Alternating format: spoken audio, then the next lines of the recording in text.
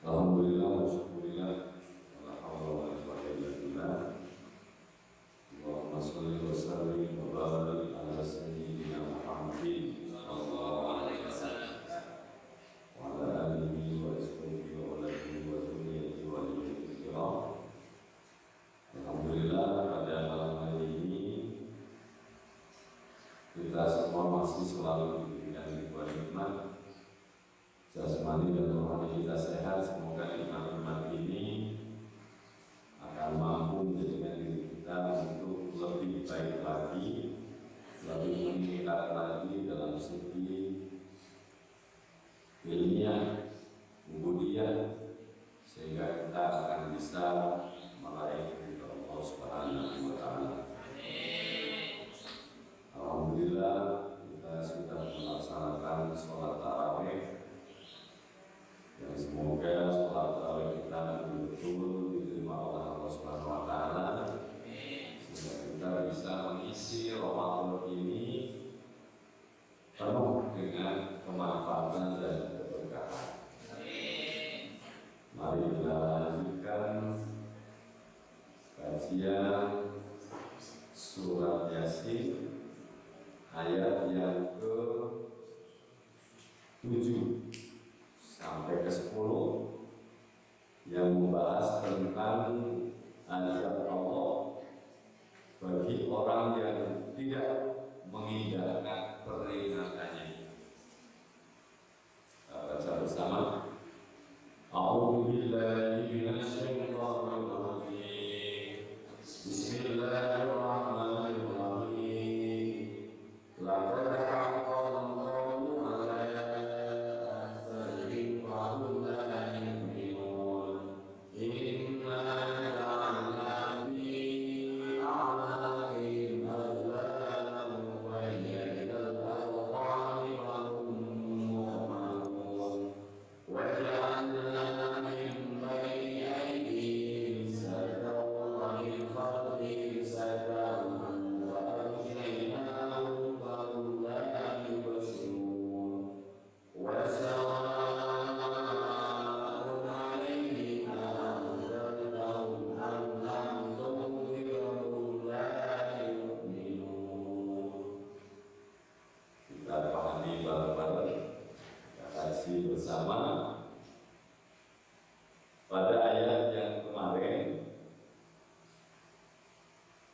ayat-ayat yang telah menjelaskan fungsi daripada Al-Quran sebagai pemberi peringatan, sebagai penjernih, pembersih hati nurani manusia, yang mana Al-Quran diturunkan kepada Kanjeng Nabi Muhammad SAW. Maka pada ayat-ayat berikut ini akan dijelaskan bahwa Allah akan menurunkan siksaan kepada siapa saja yang kafir atau tidak percaya atau tidak mengindahkan peringatan dari Allah Subhanahu wa taala. Laqad haqqal qawlu 'ala aksarihim wa hum la yu'minun. Laqad haqqa, sudah menjadi kepastian. Laqad, jadi teman-teman, haqqa bener apa qawlu, ucapan al-aksarihim ngatase akeh-akeh wong kafir, fardun mongko te wong wilayah minum ora beriman. Sungguh pasti berlaku perkataan ataupun hukuman terhadap kebanyakan mereka Fahum la yu'minun, karena mereka tidak beriman. Ingat ini, jadi sudah menjadi ketetapan Allah Subhanahu wa taala. Allah akan mengazab, menyiksa nenek moyang orang-orang kafir sebagaimana terjadi pada kebanyakan umat yang telah menolak kedatangan Rasul ataupun utusan Allah Subhanahu wa taala. Laqad haqqal qawlu ala aksarihim fahum la yu'minun. Qawlu hukuman, haqqo nyata. Laqad haqqo nyata, qawlu hukuman. Kepada siapa? Sesuai dengan judulnya, azab Allah bagi orang yang tidak mengindahkan, yakni kepada nenek moyang mereka yang tidak pernah mau mengindahkan ataupun menganggap utusan Allah Subhanahu wa taala. Jadi keingkaran dan kejahatan perbuatan mereka semua menyebabkan hati mereka itu mati, sehingga tidak bisa menghayati kebenaran dan tidak mau tunduk kepada Allah Subhanahu wa taala. Hanya digambarkan orang-orang yang seperti itu, yang kemarin lagunya apa, seperti yang buta mata, artinya setiap kajian pasti ada ini, yang tuli hatinya. Nah, itu digambarkan inna ja'alna fi a'naqihim aghlalan fahya ilal atqani fahum mu'minun. Ini gambaran. Inna sunai sun Allah ja'alna wis dadake fi a'naqihim, di leher-leher mereka aghlalan belenggu. Fahiyah mengkautawi tangan-tangan ilal atqani, dan angkat marang dagu. Fahum mengkautawi wong mau iku mahmun. Apa mahmun artinya? Apa?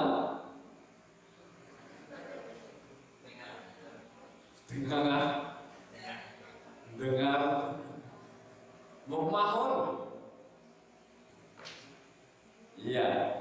Jadi tangan di dagu terus terbelenggu. Di leher ini ada belenggu. Nah, berarti kan ini gambaran dari Allah, orang-orang yang tidak bisa berpikir ataupun menerima kebaikan. Jadi orang-orang yang tidak mau beriman seolah-olah belenggu dipasang di leher mereka, tangan diangkat sampai ke atas dagu. Ini hal demikian menjadikan muka mereka selalu tertengadah begitu. Demikianlah gambaran orang yang tidak beriman, karena dia tidak dapat menoleh ke kanan, tidak dapat menoleh ke kiri untuk mengambil perbandingan. Jadi inna ja'alna fi a'naqihim, ini adalah sebuah gambaran wong sing gulune dikai belenggu, tangane apa itu namanya terangkat sehingga wajah mereka tertengadah. Orang yang menoleh kanan, orang yang menoleh kiri, tidak berpikir mana yang baik, mana yang jelek. Jadi belenggu itu demikian eratnya sehingga tidak mampu atau tidak memungkinkan kepalanya bergerak sama sekali. Ini jadi gambaran bien-bien yang belum pernah kedatangan Rasul. Begitu kedatangan Rasul, dia tetap bersemboyan dengan nenek moyang. Dia tidak bisa menerima kebaikan. Ini digambarkan orang itu terbelenggu.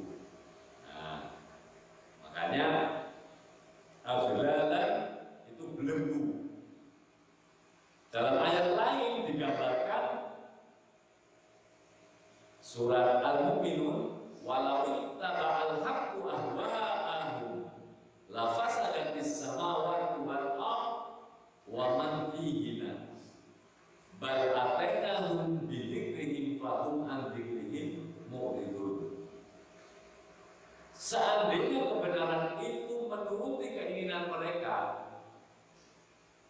pasti binasalah langit dan bumi. Karepe Rasul utawa Quran kon melu hawa nafsune orang-orang yang terbelenggu tadi, ya akan hancur semua isi bumi, isi langit. Bahkan kami telah memberikan peringatan kepada mereka, tetapi mereka berpaling dari peringatan itu. Nah, sekarang sangat banyak sekali contohnya. Jadi dengan adanya ya peringatan sekarang ini, Rasul kan dari Allah, Nabi, Rasul. Setelah Rasul tidak ada, Al-Anbiya warasatul, al-ulama warasatul anbiya, diteruskan oleh para ulama. Diperingatkan begini, ayo ngaji biar tenang, ayo zakat biar suci, ayo. Tapi dia terbelenggu, dia sudah terpatri hatinya, sehingga dia tetap mengandalkan akal, yang mana akal berpikiran, nah orang kerja orang duit, nah orang kerja orang rezeki, nah orang meneh golek ya orang oleh, sehingga bangun tidur yang dipikirkan, bangun tidur, mau tidur, selalu yang dipikirkan dan diutamakan adalah dunia. Nah ini, sehingga dia tidak mengindahkan lagi nasihat ulama, pengajian dan lain sebagainya, dan dia berpikiran mereka akan hidup selama-lamanya, atau mereka berpikiran setelah mati selesai semua urusannya. Maka dia sama saja tidak bisa berpikir mana yang baik, mana yang jelek, tapi dia mau mengutamakan yang namanya hawa nafsunya. Nah ini, jadi inna ja'alna fi a'naqin aghlala fa hiya ilal atqani fahum muhmahun. Sehingga wa ja'alna min baini aydihim saddan wa min khalfihim saddan fa abshaynahum fahum la yubsirun. Ini penafsir ayat ini sangat banyak. Ada yang meriwayatkan wajah Allah, dan aku jadikan mimbai aidihim, di depan mereka saddan, dinding penghalang, wa min khalfihim, dan dari belakangnya saddan, fa'alshaynahum,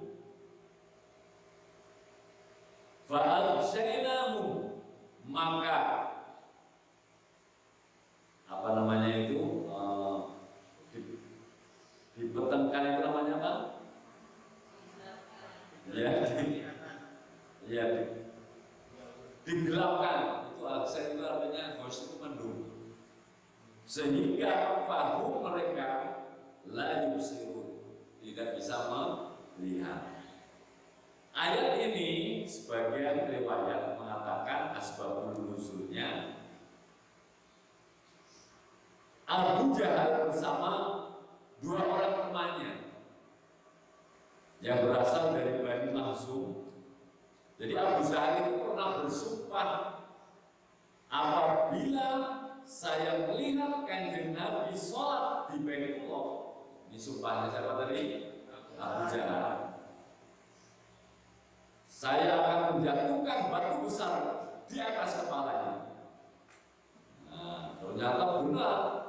Pada suatu hari Kanjeng Rasul sholat di Baitullah, ketika Kanjeng Nabi dilihatnya masih sujud, Abu Jahal datang, di tangannya sudah tersedia batu yang besar, sesuai dengan janjinya mau menjatuhkan batu itu di kepalanya Kanjeng Nabi.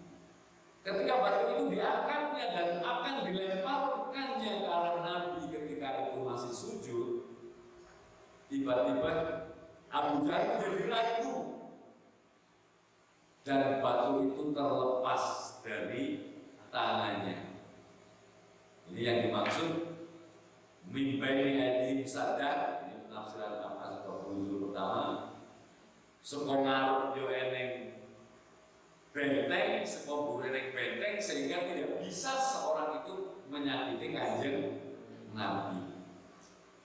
Wis semangat tepok, tapi begitu ketemu wong langsung ragu, bimbang, dan batunya terlepas.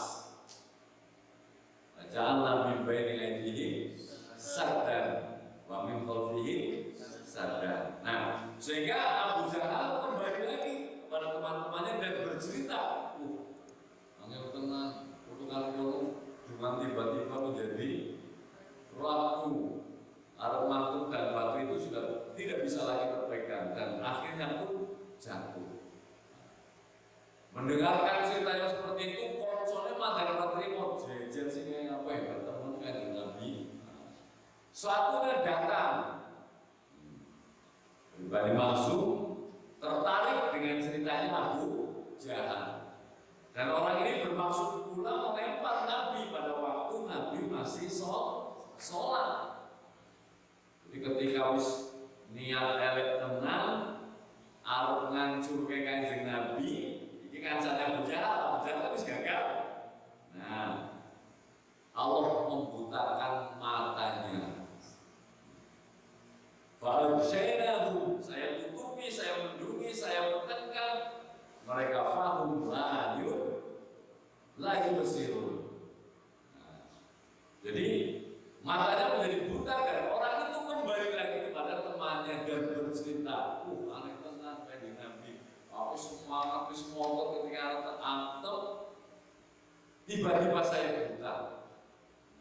Fahum la yubsirun. Terus dia bercerita lagi, seandainya batu itu saya lemparkan, muncul seekor binatang yang besar yang siap menerkamnya. Jadi seakan-akan arep bunuh kanjeng Nabi kuwi, nambure kanjeng Nabi itu ya ono binatang yang besar, berarti seperti macan lah. Jadi ketika orang macannya metu, dia meyakini seandainya saya lemparkan batu itu pasti harimau itu akan menerkam saya. Nah ini, jadi orang-orang yang akan menyakiti kanjeng Nabi, Allah jadikan di depannya, di belakangnya saddan. Apa tadi? Dinding. Ada yang mengatakan makna belenggu di sini adalah apa artinya itu majazi kiasan. Jadi banyak makna, banyak tafsir terkait dengan apa tadi? Asbabun nuzul daripada waja'alna min baini aydihim saddan wa min khalfihim saddan fa arsalna fahum la. Jadi banyak tafsir ataupun pendapat. Hanya kemudian digambarkan pula orang-orang yang beriman itu memandang, orang-orang yang tidak beriman memandang baik perbuatan yang jelek.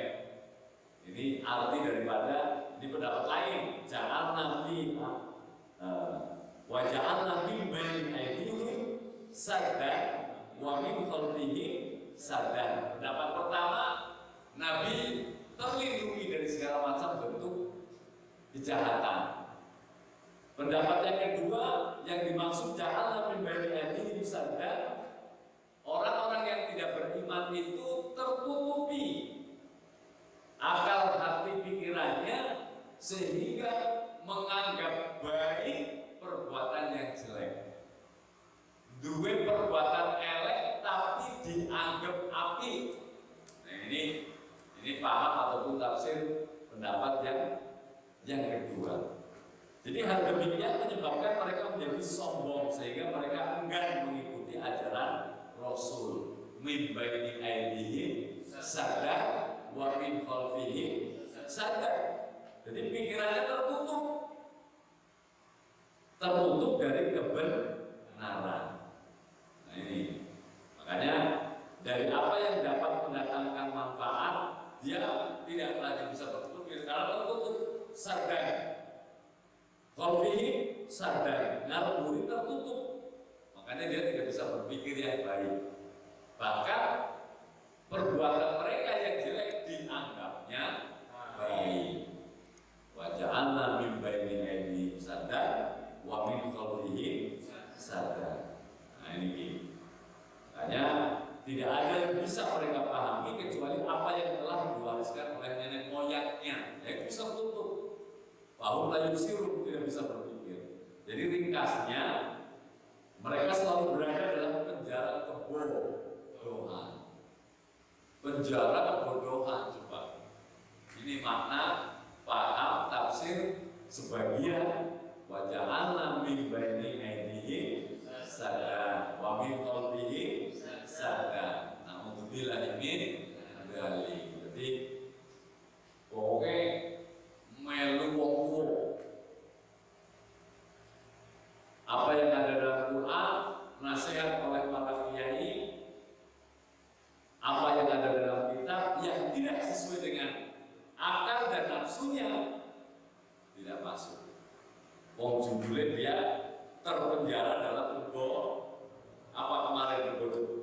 kebodohan itu apa kemarin jahiliyah, apa gelabur lita, tidak bisa menerima kebenaran karena Allah jadikan di depannya sadar, di belakangnya sadar, dan Allah gelapkan hatinya. Fa'syainahum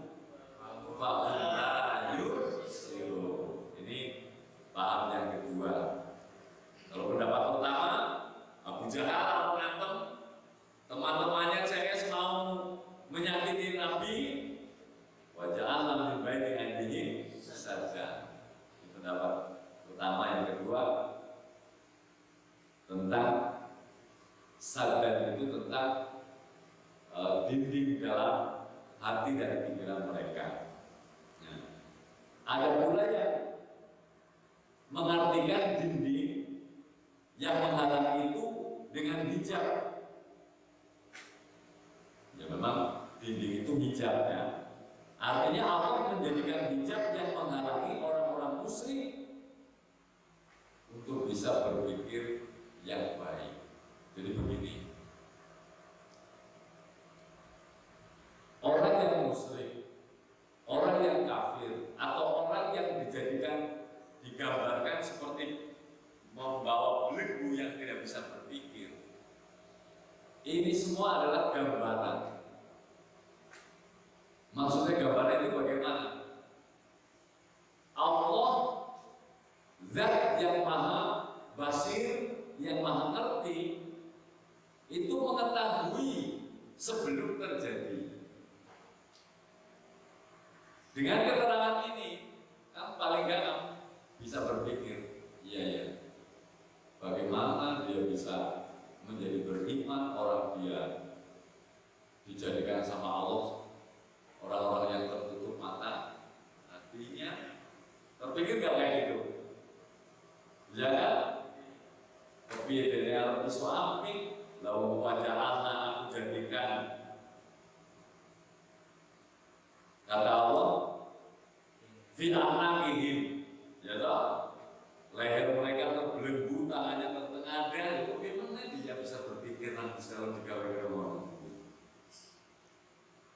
Pernah terpikirkan seperti itu? Nah, wis takdir Gusti Allah ya kepengen nih. Karena kalau paling enggak, karena semuanya miliknya, tapi Allah takdirkan seperti ini. Ini ternyata gambaran. Allah tahu sebelum terjadi, nah wong iki dinasehati Rasul, dikasih utusan, tetap dia tidak mau menerima. Allah tahu sebelum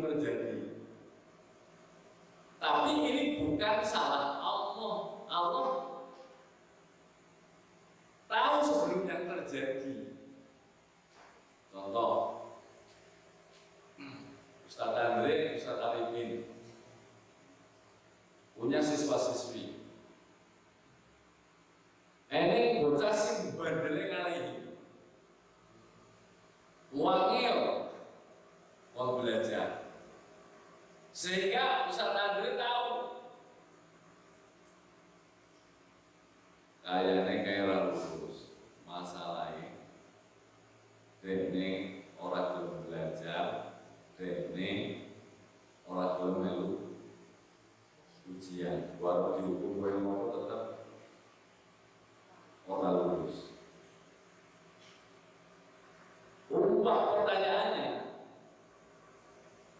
apakah dengan pikiran seperti itu sehingga anak itu gak lulus, itu salah kamu berpikir atau memang salah dia yang mengerjakannya memang tidak bisa? Dia tidak lulus salah kamu berpikir atau memang salah dia tidak bisa mengerjakan? Salah dirinya, bukan salah Mas Andre. Mas Andre tahu karakter anak itu sehingga Mas Andre katakan dia ini seperti orang yang terbelenggu, tidak bisa berpikir, kayaknya orang lulus. Ini bukan takdir, ini bukan kesalahan Allah yang menjadikan dia itu terbelenggu. Allah tahu sebelum terjadi. Maksud apa? Makanya Allah katakan waja'alna fi a'naqihim aghlalan ilal aqabi fahum mahum. Dia ibarat orang yang membawa belenggu yang tangannya di atas, gambaran orang yang tidak bisa berpikir.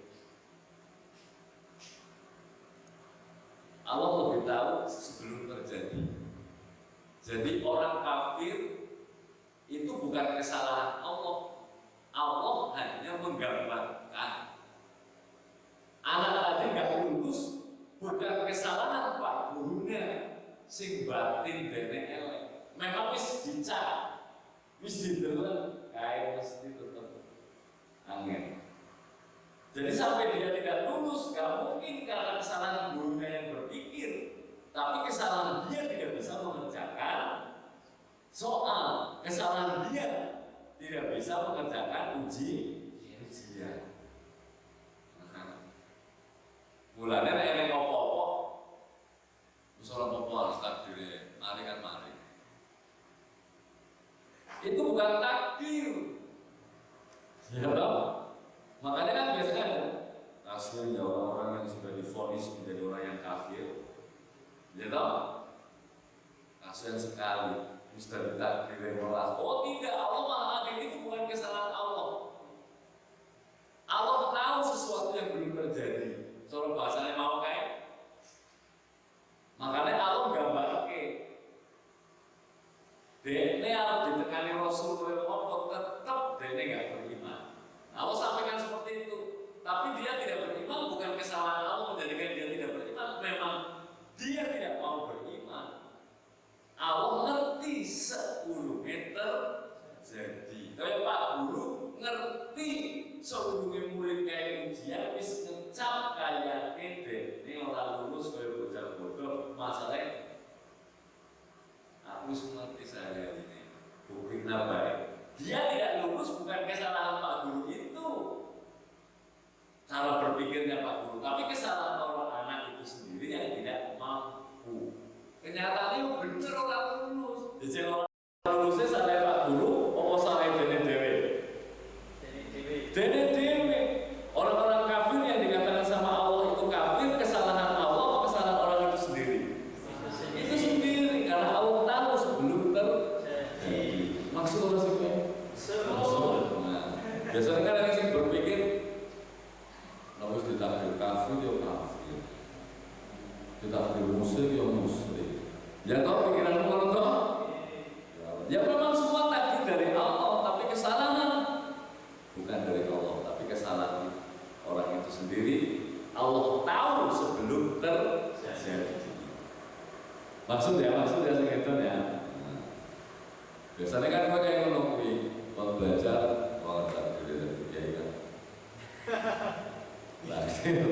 dan lain sebagainya. Jangan.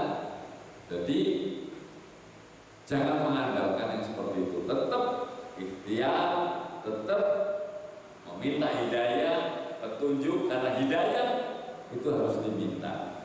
Nanti dalil Allah mengajarkan doa dalam Al-Quran pertama kali yang diminta itu bukan apa-apa, tapi hidayah. Allahumma hdina fiman hadait. Benar sholat. Quran, gua bisa berpikir. Ihdinas siratal mustaqim. Makanya mintalah. Minta yang pertama kali ajaran Al-Quran, minta hidayah, petunjuk. Nah, jadi terkait dengan Allah jadikan benteng di depannya sehingga buta mata hatinya, ini bukan kesalahan Allah. Allah ngerti sebelum terjadi. Nah, wong ini angel, mesti ada yang Rasul tetap angel. Nah, kayak gitu. Jadi kafirnya dia bukan kesalahan Allah, bukan yang kesalahan Allah, tapi memang kesalahan orang itu sendiri yang sudah dikasih tawaran iki apik iki elek, tapi tidak mau beriman atau tidak mau mengikuti. Yang kamu bayangkan seperti tadi, ini bocah angel, terus gue ngomong kayaknya orang meninggal, dan repot, dan nakal angel. Temenan orang munggah temenan. Nah rapotnya sini dan nakal angel. Kira-kira dene orang munggah kesalahannya Pak Guru boleh ngecak dene elek apa kesalahannya dene ora iso kerjane soal? Masuk? Begitu maksud gue. Nah itu waja'alna min baini aydihim saddan wa min khalfihim saddan. Fa'arsaynahum fahum la yubsirun. Ini ayat yang ke-9. Hanya naudzubillahi min dzalik, tetap kita harus selalu menjadi berusaha orang-orang yang meminta hidayah, minta petunjuk. Makanya doa silahul mu'minin wajib bagi santri yang sudah kamu praktekkan di sini, dikit-dikit doa. Itu menandakan orang yang tawadu, orang yang rendah hati. Rendah hati itu orang yang bagaimana? Orang yang meyakini semuanya milik Allah. Bukan rendah diri. Rendah diri kan rendah hati. Yang meyakini semuanya milik Allah, meyakini. Makanya dikit-dikit dungon. Hajat besar istighosah. Itu rutinitas Ahlussunnah wal Jamaah. Karena doa itu mampu menjebol sesuatu yang tidak masuk akal. Apa mending sih masuk akal? Si orang masuk akal jebol dengan istighosah, dengan doa dan lain sebagainya. Nah, kita lanjutkan. Ayat mana tadi?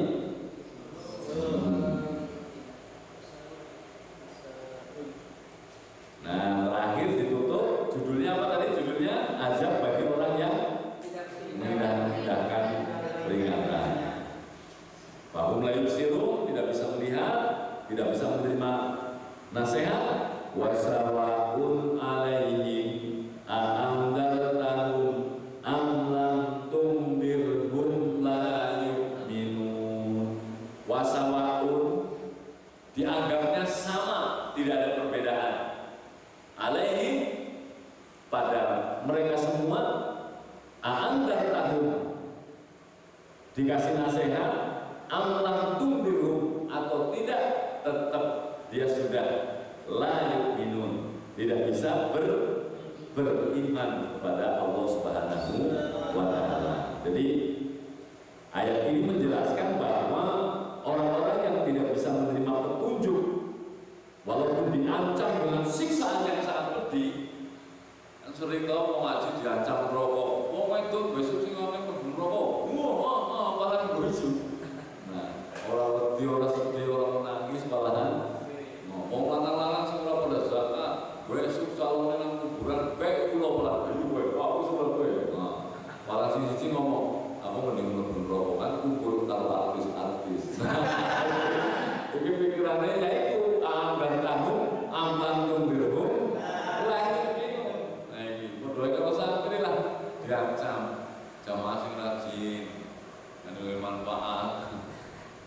menengnya kalau batin. Iya, iya. Apalagi nasihat yang banyak, tapi tidak semua santri, sebagian kecil lah, sebagian kecil. Nah, jadi ancaman itu sebuah rahmat. Maksudnya begini, kalau metode dakwah itu kan ada anjuran, solusi, ancaman. Ngono kuwi besok men ceramah ya. Apa mau? Anjuran, perintah, sholat. Siji, cekel, bab sholat, wajib kabeh. Tidak tuh dia sholat luang, tasroh filar. Itu. Nah, akhirnya sholat, perintah apapun. Nah, setelah itu kasih solusinya. Dimanapun, kapanpun, waktunya sholat. Ini solusi nomor 2 berarti toh. Dengar azan itu bukan waktu istirahat, itu waktu sholat. Tinggalkan semuanya. Al-Islamu dinul fili, ini solusi. Yang banyak sekarang azan adalah waktu istirahat. Mam kantor, rumah dan istirahat. Silang sama, belum azan, dire. Salah. Azan, sholat. Ada yang geblok ada dira-diranya jekor metek terus ngerokok karena lirin. Nah ini salah. Kasih solusinya bagaimana? Utamakan karena wal akhiratu khairul laka minal ula. Solusinya diperbanyak. Terakhir ancaman dikeluarkan. 3 tadi ya. Apa? Anjuran, solusi, ancaman. Solusinya harus ditolak KB semudah mungkin. Nanti tetap tidak ada suara yang paling baik kecuali suara panggilan sholat adzan. Setelah itu diancam. Apa ancamannya orang tidak sholat? Bacakan Qur'annya. Ayo, siapa yang bisa ancamannya orang tidak sholat? Orang sholat juga apa? Tidak sholat nanti dia akan masuk dalam neraka sakor, lam minal musholin. Masalah aku sakor kan nenek kelo berani lam minal musholin. Atau orang yang tidak sholat diancam nanti dia masuk ke neraka. Dalilnya innalladzina al-bayyinah wal musyrikina fi nari jahannam khalidina fiha ulaika hum. Cari ayat lain lagi, contohkan neraka. Kamu sudah ngaji contohkan neraka. Ini sejam lebih. Nah itu, jadi ini orang-orang yang tertutup paham layu sirun kata Allah a'andar tahun amlah tunggirhum. Tapi teknisnya cara penyampaiannya pun ada lagi. Kamu gak boleh memaksa lagi mencaci maki. Surah belum ada. Nabi pernah dulu memohon kepada Allah. Kata Allah, gue isane kurang aja hidayah urusanku. Nah, makanya kewajiban kita mengajak jangan pernah benar. Urusan dia baik, hidayah dari Allah, bukan dari kita. Kita kewajibannya ngomongi, singati dan lain sebagainya. Tuh, jadi walaupun ada ayat a'am tahum amlah kulbirhum la yu'minun. Nah ini jadi orang yang sudah terpatri hatinya mati itu tidak bisa menerima petunjuk. Hal yang demikian disebabkan karena apa? Pikiran mereka tidak lagi sanggup memikirkan kebenaran yang disampaikan dan tahu amlah kulbirhum tetap la yu'minun. Wis dicak itu Gusti Allah wis dicak memenuhi. Nah, jadi siapa yang Allah tetapkan kesesatannya tidak mungkin lagi akan bermanfaat baginya. Segala nasihat yang disampaikan oleh Allah lewat Rasul, oleh para kiai sudah tidak lagi bermanfaat.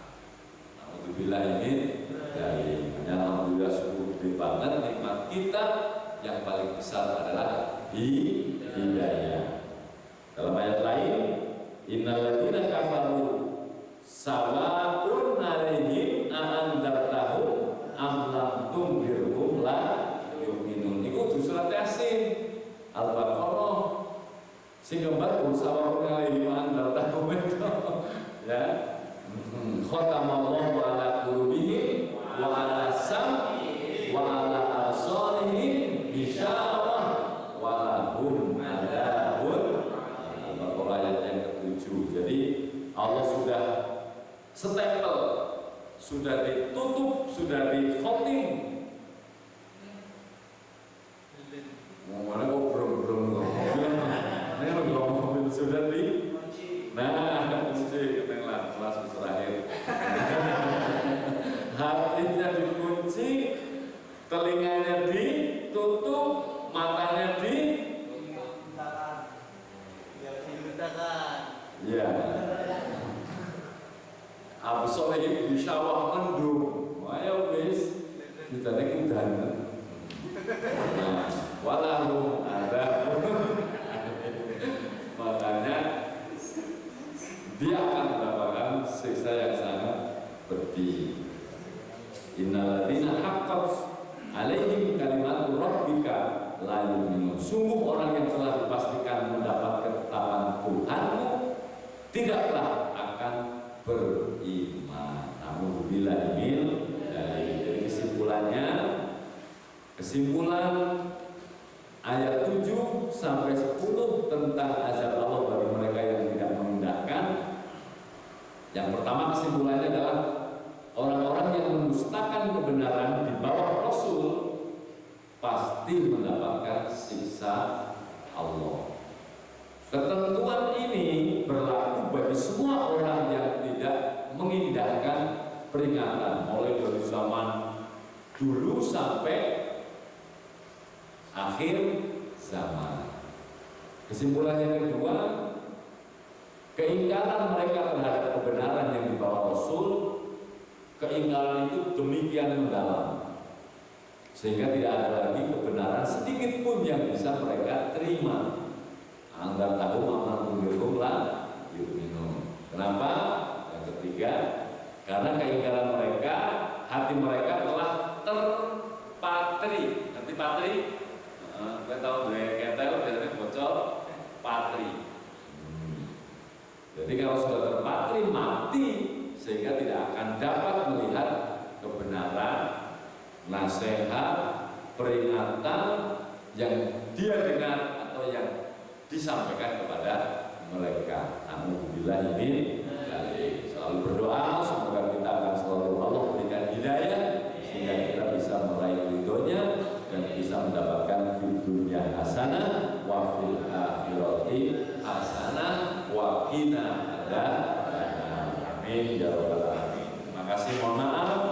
Saya akhiri wabillahi taufiq wal hidayah. Wassalamualaikum warahmatullahi wabarakatuh.